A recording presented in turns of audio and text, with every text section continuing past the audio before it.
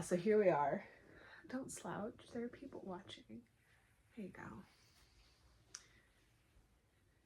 There you go. Every time I do a sit down video, I want one of those tiny mics. Do you guys know, like, the little ones? And I think you're actually supposed to clip them on, but like people hold them and it's like campy or what. Hi. I wrote 70,000 words in the month of March. Let's talk about it. So I really actually set out with a higher goal than that. If you were following my author Instagram at the start of the month, I posted and I was like, I have a really outrageous goal. We're getting started on it on like March 4th. And the goal was 83,000, I think was what the number worked out to be. It wasn't based on a full monthly goal. It was based on a daily goal. I wanted to write 3,500 words a day. However, the math ended up working out. Basically, the idea was that it was a high goal, and even if I didn't reach that goal, if I got close to it, I would still make pretty significant progress in this draft, because it was a draft that I had to start over from scratch, that is due to an editor in July, end of July. The issue being, if this was a draft that was going to be the length of like the Stone Project or even my last project, I'd be golden. I'd be almost to the end at this point.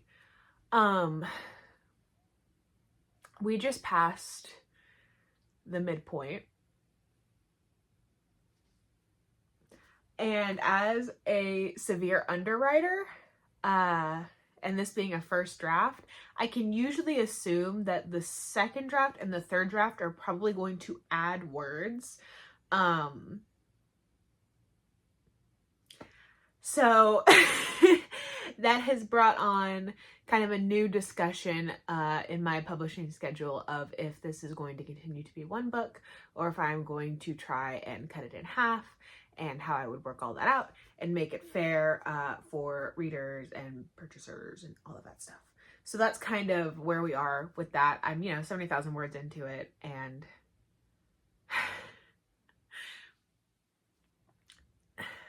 yeah, that's if I cut it in half, it's gonna be a dirty, dirty cliffhanger. Oh, a real bad one. Because there's only one spot that I can cut it.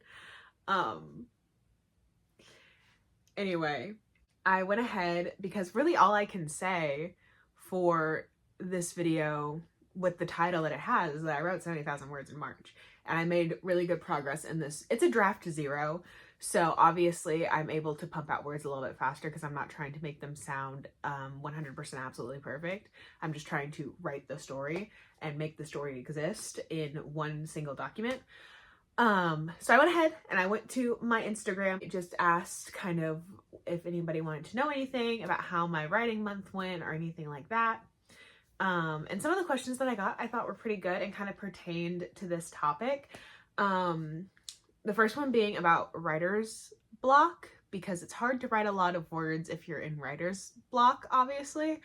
I, especially in this manuscript and in the Stone Project, I didn't really have too many run-ins with what I would consider to be writer's block. Because I've gone into both of these stories knowing like beat for beat exactly what's going to happen. And obviously some things change while you're writing. I'll be in the middle of writing a scene and somebody will like say something and I'll be like, and like, I start writing faster because I wasn't expecting that and I want to see what's going to happen next. But in terms of like the big plot points, I know what I'm working towards. I know what I'm working towards for the midpoint. I know what I'm working towards for the climax, that kind of stuff. So going in knowing that, anytime I sit down to write, I just say, well, I know that in this scene, I need to hit points A, B, and C, and it needs to lead into point D. So we're going to make that happen. And I do that. I will say, my last manuscript that I have ready to edit, I pantsed.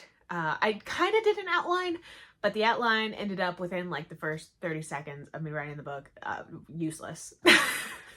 Was not what the outline had no magic. The book does have magic. So it's going really well.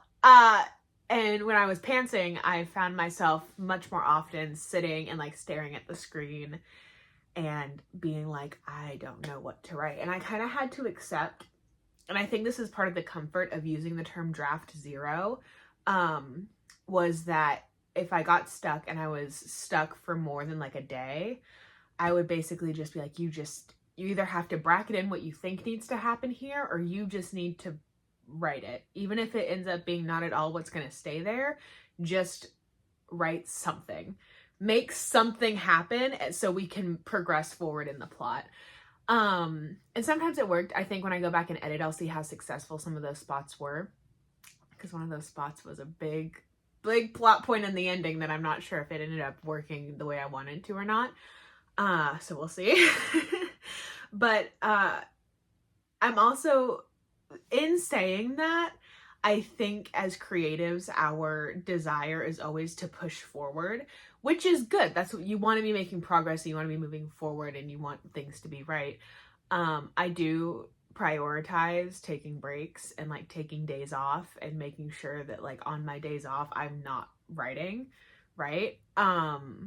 Less so during kind of periods where I'm like, okay, like for this period of time, I'm going to be trying to like get a whole lot done, and so I'm not necessarily going to take those longer breaks. But it's not an indefinite period of time that I'm doing that. I know that there's a point where that's going to end, and I'm going to go back to my regular schedule where I'm writing less and taking breaks, and allowing myself to reset and recharge and do all of those things. Because when I get burnt out, my writing is bad. When I get burnt out, everything is bad, actually. now that I say it out loud. Those are the big things when it comes to like writer's block and motivation. I don't always write when I'm motivated. Sometimes I'm really unmotivated to write. And I have to remind myself, like, you need to write words today. If you don't write them now, you're gonna have to write them later.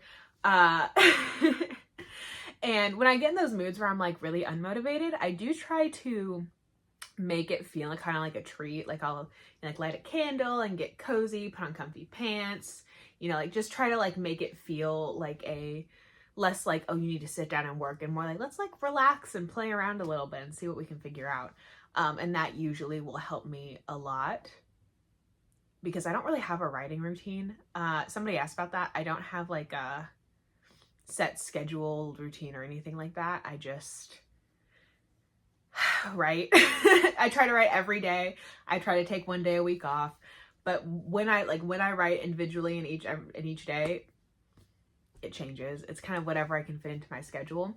Part of what I want to try, I don't know if I'm going to be able to try it in April, but something I want to start thinking about trying, instead of sitting down to write in like longer chunks, like long focused stretches, especially because my writing is so technical. Like the way that I described it to you, I'm not creating the story as I go. I already know what the story is going to be, and I'm just putting it down on paper. I'm interested to see how I would do trying to do more shorter spurts of writing. So like when I sit down at lunch, like writing 100 words, or like when I'm waiting to go to the grocery store, writing a couple hundred words. And just kind of seeing what that does for me. I may try it and decide that I don't like it and I prefer those longer stints of writing. But I've heard people talk about that and talk about how it kind of it makes it seem less like a giant task to do it every day, and it helps you actually get more words in the long run. So interested to potentially try that and see how that goes. Demystify, if you will. I don't know if I'm going to do that in April so much, or if I'm going to kind of wait, because like I said, July doesn't seem like it's that soon, but knowing how long this draft is going to be and how much editing already, like in the back of my head, I know I'm going to have to do, and how much rewriting I already know in the back of my head I'm going to have to do. I really want to get the draft 0 done so I can start getting into that. I think once draft 0 is done and I can see the whole thing, I will feel a lot less worried about that deadline that is still several months out. I'm not worried because I'm like, there's no time. There is time. I just need to make sure that I'm using that time wisely. And I made a good chunk. I made a good dent in it this month. Knowing that, I don't know that after I edit it that it's all going to stay in one book. It might end up getting cut with an axe straight down the middle. We'll see. Yeah. That was really the majority of what I want to talk about. I think this is going to be a pretty short video. But I haven't done a sit-down video since like my first two, I guess, were sit-down like this. So I thought I would do one. I didn't film any vlog clips this weekend because I was at home with my parents and just kind of enjoying the holiday, the Easter holiday. We don't really celebrate Easter in my house, but we do get like candy and make ham and that kind of stuff. And now I'm back, and I'm, I guess, gonna go back to writing because I don't really have anything else to do today. So, thanks for watching. If you liked it, you should hit the like button and leave a comment and tell me what your goals are for April. I currently don't have any. I will decide what they are, I guess, when we get there tomorrow. And, subscribe if you haven't. It's down there. And then you'll know every time that I post one of these. All right. See ya.